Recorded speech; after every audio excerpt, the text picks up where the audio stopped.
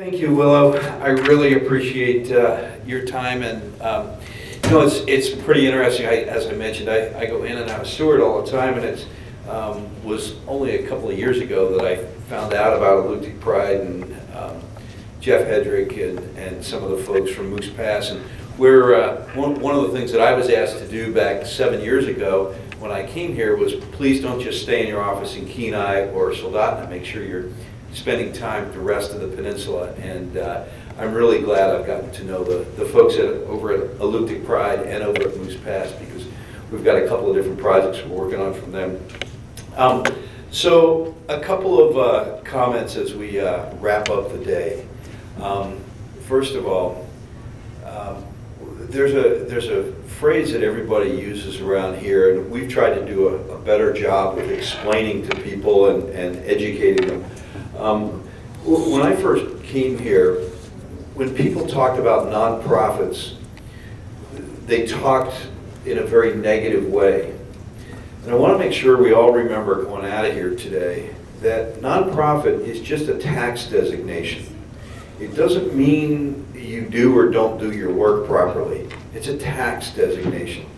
And one of the things that you'll find is a lot of us travel not just around the state of Alaska, but all over the country. Here in Alaska, a lot of nonprofits are doing the work that government does in the lower 48.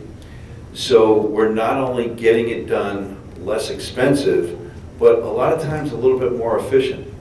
So when people talk about, well, we don't want to fund those nonprofits, that's our backbone to our communities. A lot of people ask us, Tim, where do you guys get your money? Where do you get your funding from? And our operation, we don't get just people giving us free money. That's not part of us. That's not part of a lot of the nonprofits that I know. We have our 30-acre facility that has been mentioned a couple times. We have an incubator, and there's 9 different companies that are actually renting space out there now. That's one of our revenue streams. This event is a revenue stream. No one paid a dime to come here, but some of our friends, our sponsors, they helped to make sure that it didn't cost you a dime to be here. And I'll miss somebody if I try to name them all off, but you've seen them on the rotator board back there, and whether it's Hillcorp or the Alaska Gas Line or Aspen, Avis, Everything Bagels, all the different folks that make up our community. And then the last part is the grants that we receive that have deliverables. There's not one grant that we have that just says, hey Tim, here's 100 grand, go have fun with it. No, every one of them has some kind of a deliverable tied back to it. And when a lot of people see what we do and how we do it, here in the Kenai Peninsula Borough, we've never charged anybody, including any of the cities, the incorporated cities or unincorporated cities.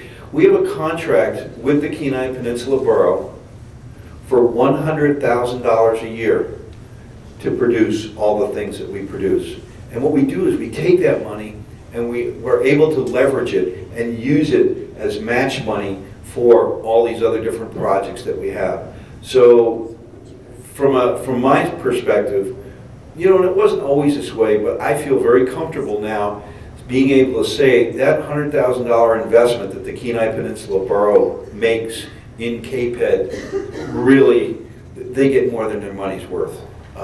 And I just wanted to make sure while we had people here to remind them about what nonprofit really means, that it's a tax designation. It's not that you don't do things the same way as everybody else. So just wanted to make sure that we were real clear with that.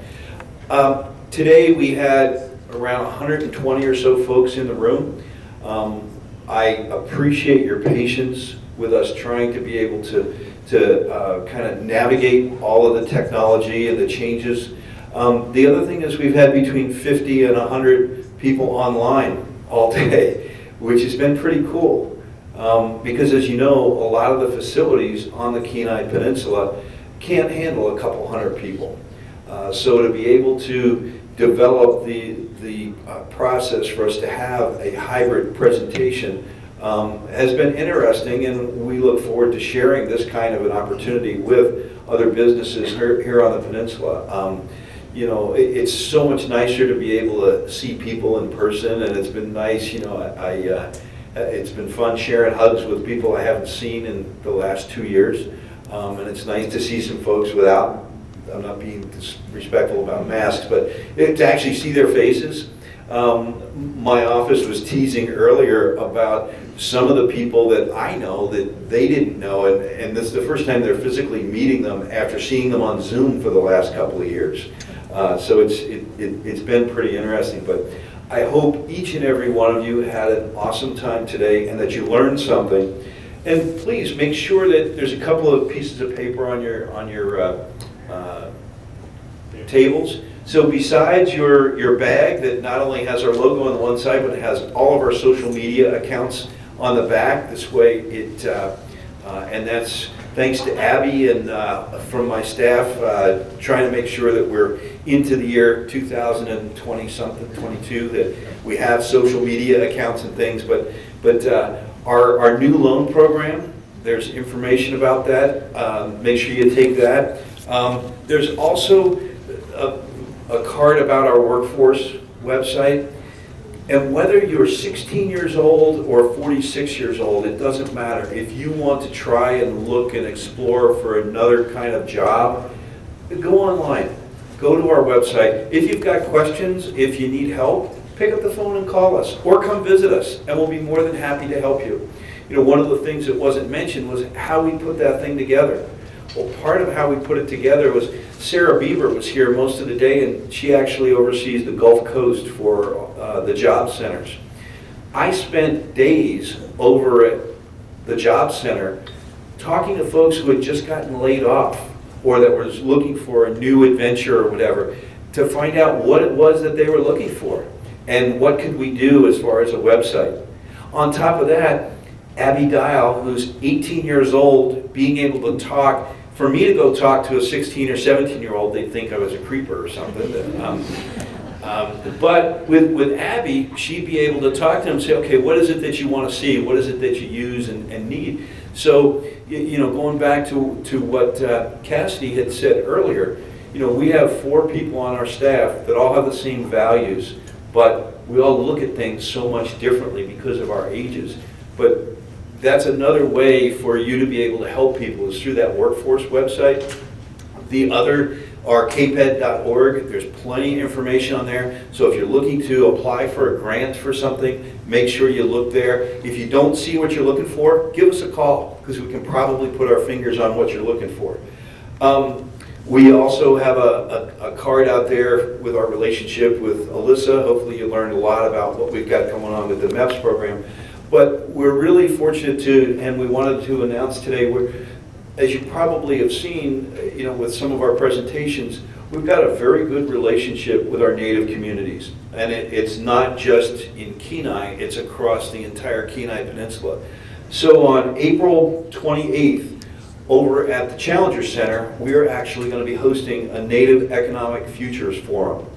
And it's really going to be geared towards all the different projects and cool things that they've got going on, plus trying to help them navigate some of the different areas, whether it be with the grants programs, or I've even had discussions with the borough about, you know, some of the new election laws and processes and things, just to make sure that things are appropriate and people know what's going on. So put that on your calendar, April 28th. And several of our folks that help us financially, I'm sure you'll hear from me about that one.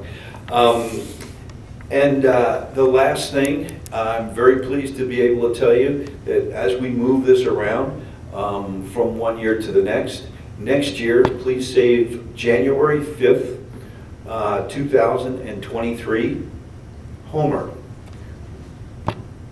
The Industry Outlook Forum will be then.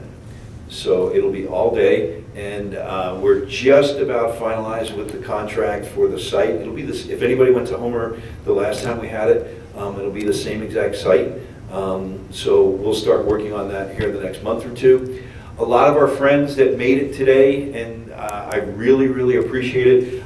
You know, we never even recognized the Denali Commission is here, and Eric O'Brien from the Denali Commission has been here all day, and I'm sure I'm going to get a call from him tomorrow with all the new ideas and potential funding opportunities we're going to be able to have. And then the governor's office, between Matt and the commissioner's office and Laura and you know, Senator Sullivan's staff, and it's just been, Jill is here from the governor's office, so it's been a great day for us. I thank you all for coming. We'll be sticking around for a little bit, so if you've got questions or concerns, let us know. And as we move forward, you know, be good to each other, and our economic future looks pretty darn bright. Thank you all for coming. Bye now.